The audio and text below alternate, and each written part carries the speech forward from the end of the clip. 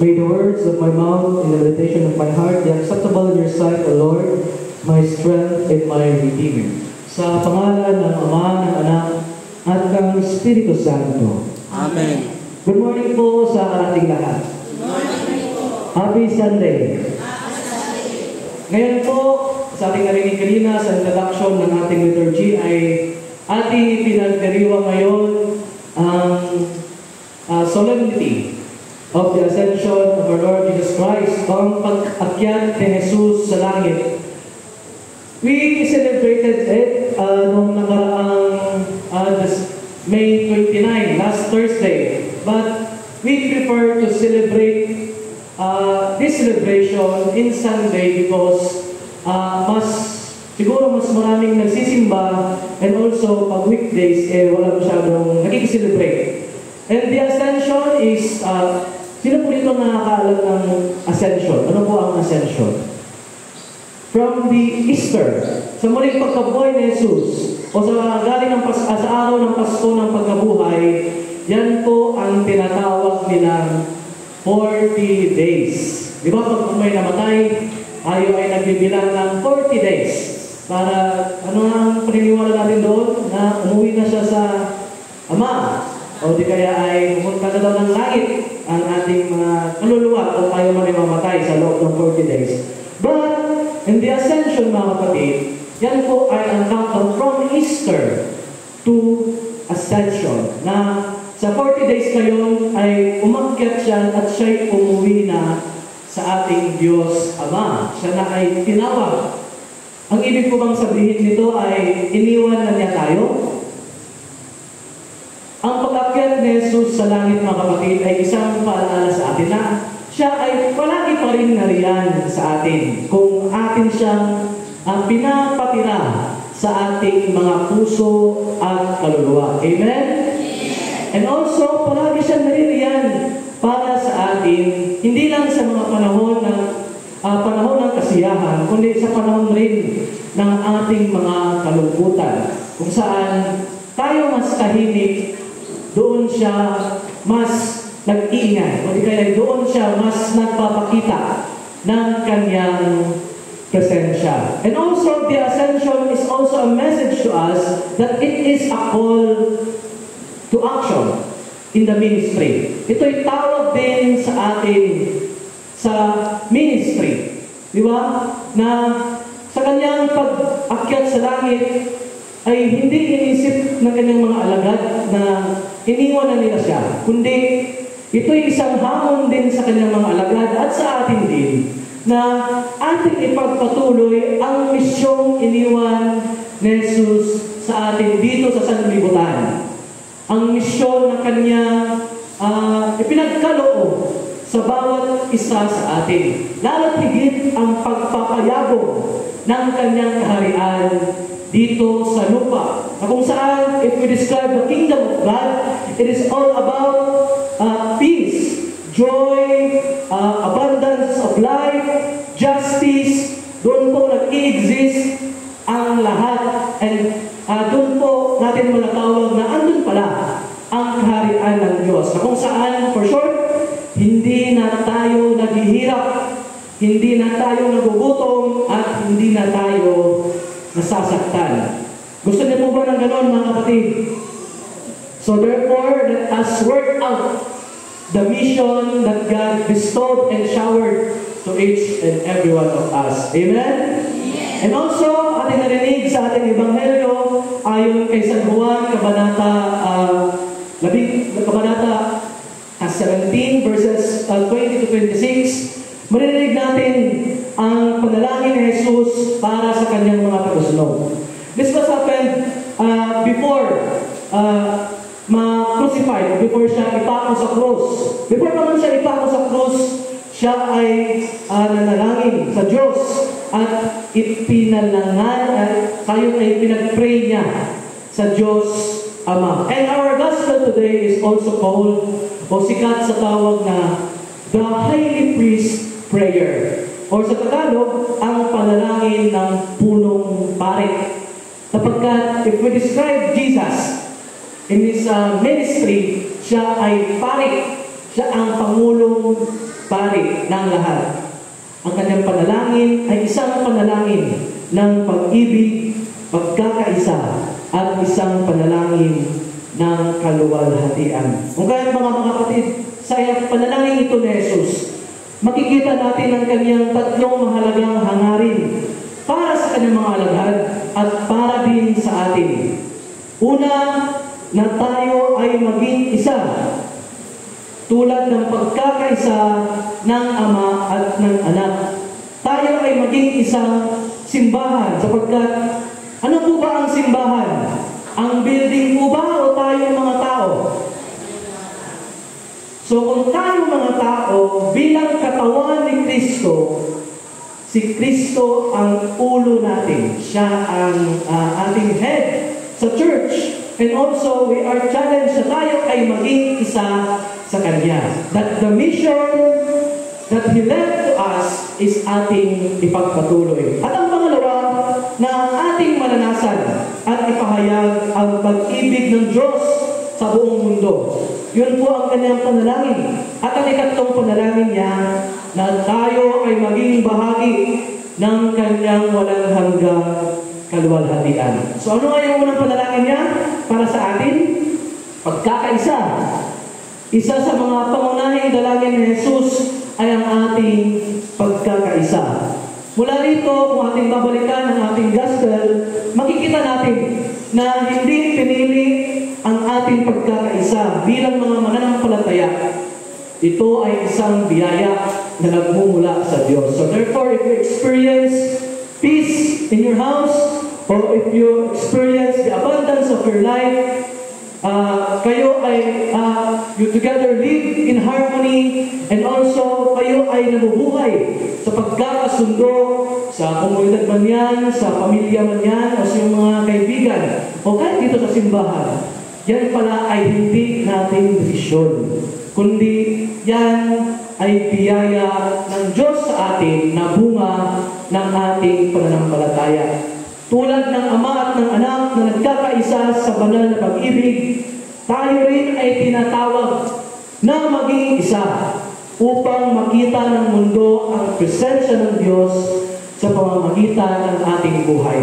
Kaya sa mundong ating ginagalawan ngayon, napakaraming dahilan ng pagkawatak-watak sa pamilya, sa simbahan, sa komunidad, at madalas tayong nagkakaroon ng mga hindi pagkakaunawaan at hindi pagkakasundo. Marami ang nagiging sarado ang puso para sa kapwa dahil sa sarili nilang paniniwala, dahil sa pride, o di kaya ay dahil sa sakit na naidulot ng nakaraan. Ngunit malinaw po ang panalangin ni Jesus para sa atin, na tayo ay maging isang katawan, isang pananampalataya, isang pamilya ng Diyos. Kung kaya ang tunay na pagkakaisa ay hindi po nangangahulugan ng pagiging magkatulad sa lahat ng bagay. Hindi po parang kung ano ang gusto ng isa ay gusto mo rin. Hindi po ganun mga kapatid. Hindi ito uniformity, kundi ito ay tinatawag na unity in diversity. Pagkakaisa sa ating pagkakahiwa-hiwalay. Parang ano ba? Parang ating mga relihiyon, di ba? Maraming klase ng sekta. Ngunit tayo nagkakaisa sapagkat isa lang ang ating pinaniniwalaan. Isa lang ang ating pananampalataya. Ngayon, alam niyo na yung pananampalataya? Oh. Alam niyo ba yung pananampalataya? Meron ito ako ng linggo? Isang paniniwala. If we believe in the Holy Trinity, kahit ano pa man ang sekta nila, ano pa man ang kanilang doktrina, but we believe in one faith, doon tayo nagkakaisa. So therefore, huwag natin silang parang i-disregard, but rather, we must develop an intimate relationship sa ating mga kapwa paniniwala. And also mga kapatid, ang tunay na pagkakaisa ay maaaring iba-iba tayo ng mga pananaw. Pero kung tayo ay nakaugat sa pag-ibig ni Kristo, ang ating pagkakaiba ay hindi magiging hadlang. kundi magiging daan upang lalo pa tayong maging matibay bilang isang pamilya ng mananampalataya. Ngunit paano ba natin ito maisa sa buhay? Ang pagkakaisa na ito. Una, tandaan ninyo, sa pamamagitan ng pagpapakumbaba. Minsan, ang pagkakaisa ay nagiging wasak dahil sa pride. Dahil sa kanilang mataas na tingin sa kanilang mga sarili. Na parang feeling nila ay sila lang ang mas may alam. Sila lang ang mas worthy sa mga bagay na kung ano ang kailangan naranasan ngayon. Mga kapatid, isang tawag sa atin dito na magkakaisa ay ang pagpapakumbaba. Kadalasan, ang ugat ng hindi pagkakaisa ay ang pride, ang paniniwala na tayo lamang ang tama at hindi natin kailangan pakinggan ang suwestyon at opinyon ng iba.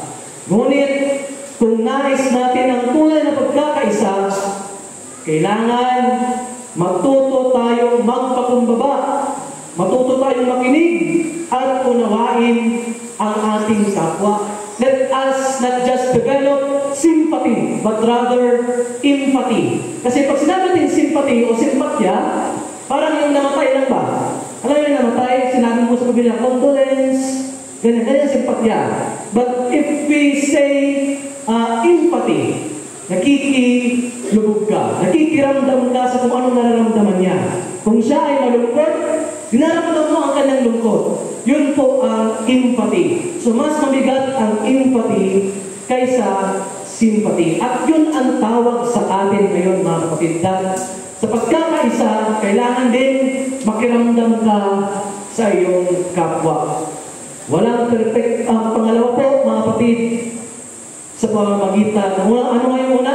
Pagpakumbaba. Ang pangalawa, pagpapatawad. Walang perfectong pamilya, komunidad, o di kaya simbahan.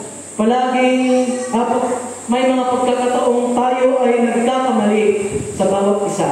Ngunit, kung hindi natin matututunang magpatawad, paano natin mararanasan ang tunay na biyaya ng pagiging isa ng Diyos? Ang tunay na biyaya na tayo ay nakikipag-isa sa Diyos. Kaya ang hamon sa atin ngayon, mga kapatid, piliin natin ang pagkakaisa kaysa pagkakawatak-watak. Amen? Ano nga yung una? Pagkakaisa. At ang pangalawang punto ng ating ebanghelyo ngayon ay ang pag-ibig. Sa panalangin ni Jesus, binigyan din niya ang malalim ng pag-ibig ng Diyos sa atin. Diba?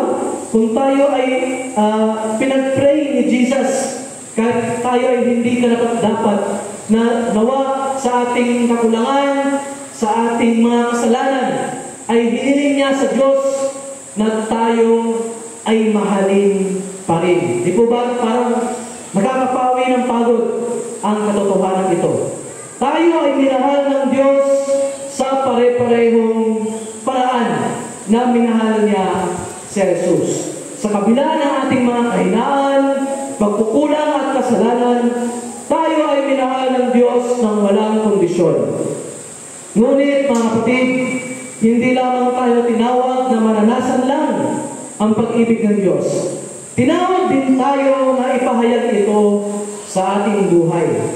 Sa ating pang-araw-araw na pamumuhay, paano ba natin na ipapakita ang pagmamahal ng Diyos? Diba, madalas iniisip natin na ang pagpapahayag ng pag-ibig ng Diyos ay dapat grandioso. Ano yung grandioso? Na dapat more on effort tayo. Kung tayo ay nagpapahayag ng pag-ibig ng Diyos, dapat hindi lang sa mga simpleng bagay, kundi ito dapat ay grande. Diba? For example, Flores de Mayo. Ang Flores de Mayo ay isang gawain na tayo ay isang gawain na nagpapakita na iniibig natin ang Diyos.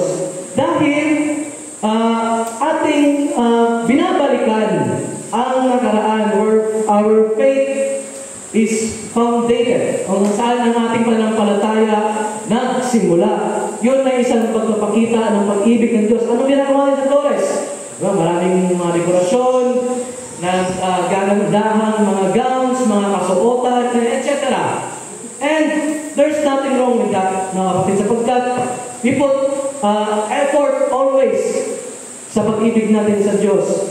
Malaking, pero ito rin tawag sa atin na ang katotohanan, ang tunay na pag-ibig ay makikita sa mga maliliit na bagay. So, hindi lang pala sa mga malaking bagay, kundi sa mga maliliit na bagay. Isang simpleng pagpapakita ng malasakit sa kapwa. Isang taos-pusong pakikinig sa isang kaibigan na nangangailangan, that those in need. And also, isang ngiti sa estrangherong naguguluhan. Yun ang isa sa mga maliliit lang na mga effort na may napakita natin ang pag-ibig ng Diyos. Ang Diyos ay hindi naghahanap ng malaking bagay, kundi tayo na sapat lang na tayo ay maging tapat sa maliliit na kilos ng pag-ibig. Tayo ay nagiging tunay na liwanag ng kanyang napakalaking pag-ibig sa mundo. Pero minsan, nakasagi sa ating isipan na ang tanong na, mahal ba talaga ako ng Diyos? Di ba? Sa mga pagsubok, sa mga panahong paraang tayo ay nag-isa, minsan hindi natin maramdaman ang kanyang presensya. Ngunit kung nais natin maranasan ang pag-ibig ng Diyos, kailangan buksan natin ang ating mga puso sa Kanya. Huwag mo lang kutsilyuhin. Kundi, ipanalangin mo sa Diyos na buksan ang iyong kalooban upang siya ay manahan sa iyo. Ang kanyang pagmamahal ay hindi nawawala kahit sa gitna ng kadiliman. Kailangan lang nating magtiwala at manampalataya. Ito po yung tandaan, mga kapatid. And also, ito rin isang applicable din sa akin na sigit na kung saan pala tayo ay malapit sa Diyos, kung tayo pala ay sobrang malapit sa Diyos, tayo ay naging manasaling, tayo ay palagi naghahanap sa Kanya, andun rin pala ang mga problema. Andun din ang mga pagsubok sa atin. Kasi kung malapit ka sa Diyos, kung palagi mong hinahanap ang Diyos sa iyo, hindi kayo nakatira sa iyo ang Diyos, andun din yung mga pagsubok sa buhay mo. Sapagkat, mga kapatid, diyan tinitesting kung hanggang saan ba ang iyong pananampalataya. Kung kaya ngayon, magtaka ka na lang kung wala ka nang naranasang pagsubok sa iyong buhay. At baka malayo ka na sa Diyos. Kaya ngayon, sa ating pagninilay ngayon, sa ika-5 linggo, ay sa ika-7 huling linggo ng Pasko ng muling pagkabuhay ng ating Panginoon. Sa panalangin ni Jesus, ipinakita niya ang kanyang malalim na hangarin at pagmamahal sa atin. Ang pagkakaisa at ang pag-ibig. Hindi po ito simpleng panalangin lamang, kundi isang tawag na dapat nating sagutin sa ating buhay bilang kanyang mga tagasunod. Kung kaya't ang tanong sa atin ngayon bilang hamon, mga kapatid, paano ba natin maisa sa buhay ang panalangin ni Jesus sa ating pang-araw-araw na buhay? Kung nais natin maging isa bilang mga mananampalataya, handa ba tayong magpakumbaba upang paghilumin ang anumang hidwaan? Kung nais natin ipahayag ang pag-ibig ng Diyos, handa ba tayong maging bukas palad sa pagbibigay ng malasakit sa ating kapwa? Ang panalangin ni Jesus ay hindi isang panawagan para sa bukas. Ito'y isang paanyaya para sa ngayon. Huwag nating hintayin ang tamang oras upang sumunod sa Kanya, sapagkat ngayon na ang tamang oras upang mamuhay ka sa pagkakaisa, pag-iibigan, at sa Kanyang kaluwalhatian. Amen? Amen! Palakpakan po natin ang Panginoon. Sa ngalan ng Ama, ng Anak, at ng Espiritu Santo. Amen. Magsitayo po ang lahat at ating dasalin ang sumasampalataya. Sumasampalataya kami sa isang Diyos, Amang makapangyarihan. Na lumikha ng langit at lupa, at ang lahat ng nakikita at di nakikita. Sumasampalataya tayo sa isang Panginoong Hesukristo, bugbang na anak ng Diyos, nagmula sa Ama bago pa nagsimula ang panahon. Diyos buhat sa Diyos, liwanag buhat sa liwanag. Diyos na totoo, buhat sa Diyos na totoo. Inianak hindi nilikha kaisa sa pagka-Diyos na Ama. Sa pamamagitan niya ay nalikha ang lahat, na para sa ating mga tao sa ating kaligtasan, ay nanawag siya buhat sa langit. Sa pamamagitan ng kapangyarihan ng Espiritu Santo, ay ipinanganak siya rin Mariang Birhen at naging tao. Ibinago sa krus alang-alang sa atin noong panahon ni Poncio Pilato. Nagpakasakit, namatay at inilibing, at muling nabuhay sa ikatlong araw sa katuparan ng mga kasulatan. Umakyat siya sa langit at naluklos sa kanan ng Ama. At muling darating na maluwalhati upang hukuman ang mabuhay at mapatay, at ang kaharian niya ay walang hanggan. Sumasampalataya tayo sa Espiritu Santo, ang Panginoon na nagpapagbigay ng buhay, na nagbubuhat sa Ama. Sinasabat siya at niluluwalhati kasama ng Ama at ng Anak. Nagsalita siya sa pamamagitan ng mga propeta. Nananalig tayo sa Iglesyang iisa, banal, katolika at apostolika. Naniniwala tayo sa ipagbinyag sa ikapagpapatawad ng mga kasalanan. At hinihintay namin ang muling pagkabuhay ng mga namatay at ang buhay na walang hanggan. Amen. Magsiluhod po ang lahat para sa panalangin ng bayan. Ang pag-akyat ng Panginoon sa langit ay tanda ng ating ring inaasam na pag-asa. Palalangin ito ang ating tungkuling maitatawag ang kaharian ng Diyos sa lupa sa pamamagitan ng ating takad na Kristiyanong pamumuhay. Sa kabila ng ating kahinaan, sa bawat panalangin ang ating itutugon, Panginoon, Ikaw ang aming pag-asa. Ulitin po natin. Panginoon, ikaw ang aming pag-asa.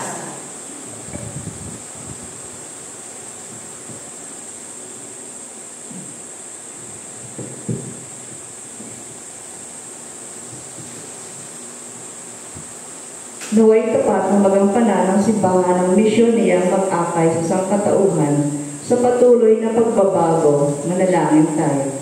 Panginoon, ito ang aming pag-asa. Naway maakit ng mabuti nating halimbawa ang lahat ng nasadlak sa kamunduhan sa halip ng sa mga pagpapahalagang makalangit. Manalangin tayo. Panginoon, ito ang aming pag-asa. Naway lahat ng nagkasalang mabigat ay mapukaw ang pagnanasang magbalik loob at gumawa ng mabuti. Manalangin tayo. Panginoon, ito ang aming pag-asa. Naway pagsumikapan ng lahat ng nasa larangan ng komunikasyon ang pagpapaira ng kapayapaan at pagpapangalaga sa kapakanang pangtao. Manalangin tayo. Panginoon, ito ang aming pag-asa. Naway lahat ng komunikasyon sa ating bansa ay mabisang makatulong sa ipagkakaroon ng pagmamalasakit at pagkakaisa. Manalangin tayo. Panginoon, ito ang aming pag-asa. Sa sangkatauhan ay pagkaloob mo ang iyong makalangit na biyaya, lalong-lalo na sa First Sunday Mass sponsor, sa magdiriwan ng kanilang kaarawan na sa Elmar Frias, Rosarfina Falcan, Marilo Castrana, Maverick Lotto, and Maramay Lotto, at sa kongregasyong ito.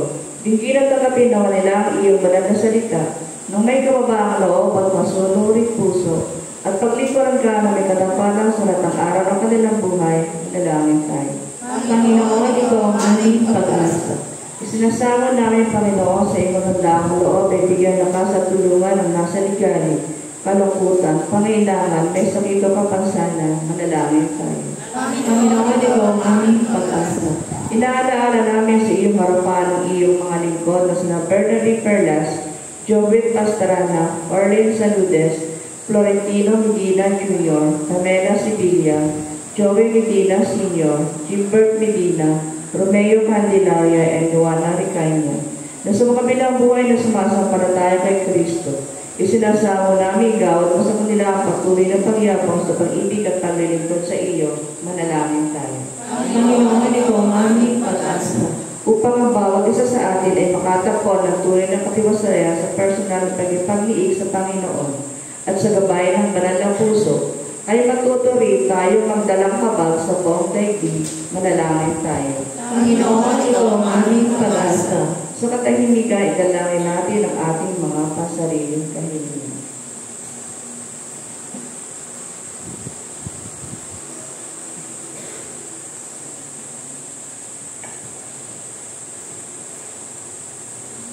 Tayo'y manalangin. Panginoong Yesus, ituon mo ang aming mga puso sa dakilang pag-asa, panawagan ng ating Ama. Pagsikapan nawa namin ang pagtataguyod dito sa lupa, sa kaharian ng katarungan, kapayapaan, at pagmamahalan kung saan ka nabubuhay at naghaharing walang hanggan. Amen. Sisi tayo po ang lahat.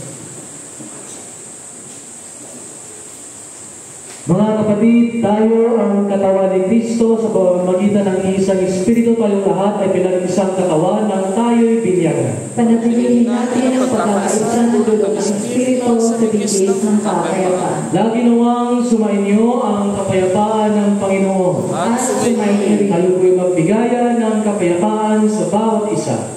Peace be with you. Peace be with you.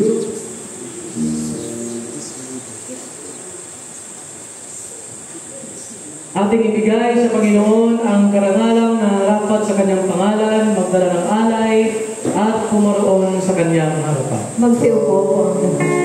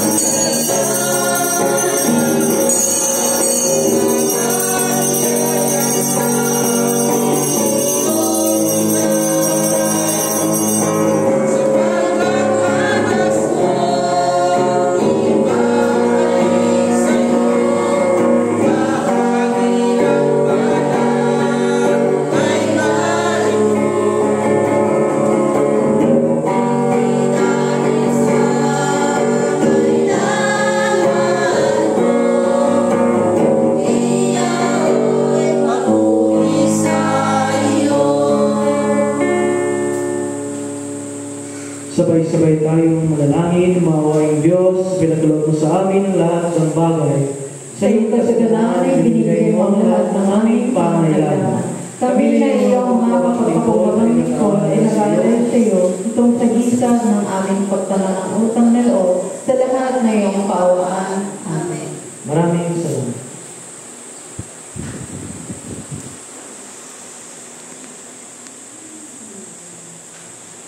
sa ating pagdiriwang na banal na liturhiya ng salita sa itong linggo at huling linggo ng Pasko ng muling pagkabuhay ng ating Panginoon ay ating isali sa ating mga panalangin na nagdiriwang ng kanilang mga kaalawan na matigit kina Elmar Diaz,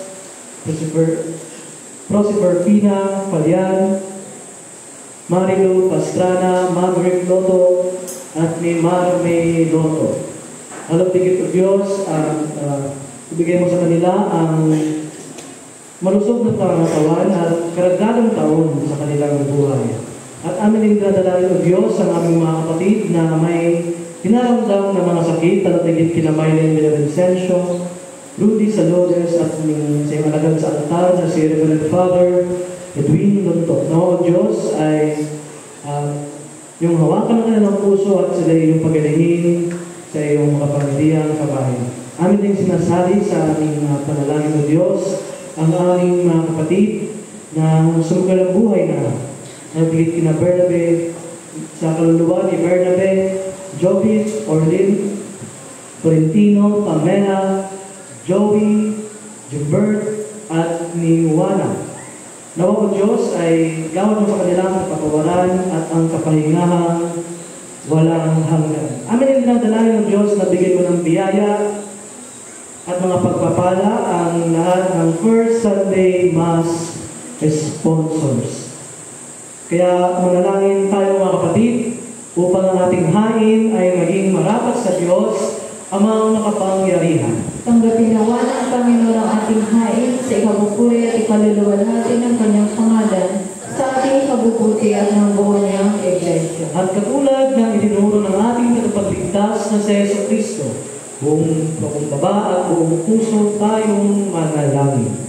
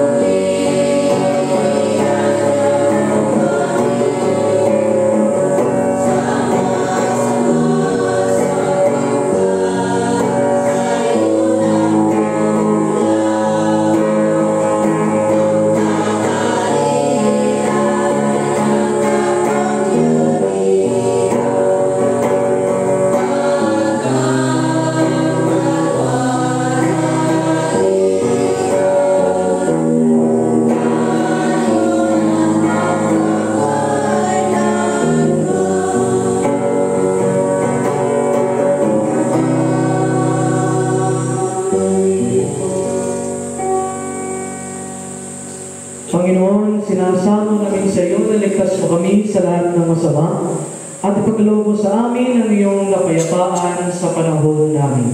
Sa tulong ng iyong awa, ligtas mo kami sa lahat ng pagkakasala at ligtas sa ligali. sa pamamagitan ng anak na si Jesucristo na aming Panginoon, na nabubuhay at nag-aaharing kasama magkaisa ng Espiritu Santo, iisang Diyos ngayon at magpakailanman. Amen. Upang tayo may dapat na magtanggap ng banal na katawan at tugo ng ating nagpasigda sa Jesucristo, ay sabay-sabay ko natin kasalin ang panalangin ng pagpapakumbaba. Tumutulog kami sa iyo, Ama, aming Panginoon. Hindi nagtitiwala sa sarili namin pagkamatuli, kundi sa iyong maraming dakilang awa. Hindi kami karapat-dapat na mamulot ng mga mumos sa ilalim ng hapag, subalit ikaw sa iyo ang pagkakauri. Ipagkaloob mo sa amin kung gayon butihing Panginoon, na aming tanggapin ang katawan ng iyong mahal na anak na si Jesucristo at inumin ang kanyang dugo, upang kami na pinalalakas at pinag-ibago ng kanyang buhay ay manahan sa kanya siya sa amin, magpakailanman. Amen. Ang mga kaloob ng Diyos para sa bayan ng Diyos. Kunin niyo ang mga ito sa pag-alaala na ibigay ni Kristo ang kanyang sarili para sa inyo, at tanggapin niyo siya sa inyong mga puso sa pamamagitan ng pananampalataya ng may pagpapasalamat. Mga kapatid, ang banal na katawan at dugo ni Kristo. Amen. Magsiupo po ang lahat at ating handa ang ating mga sarili sa pakikinabang. Amen.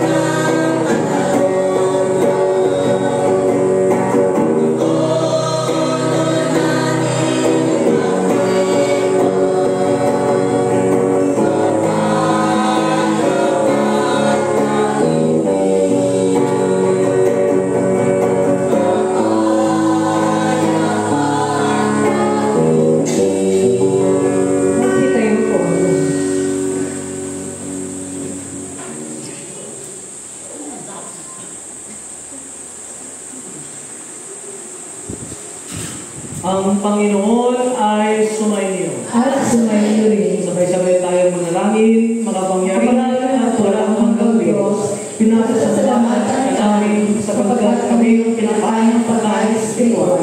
Ang pagmamahal ng katawan at tugon ng aming tagapagligtas na sa Yesu Cristo.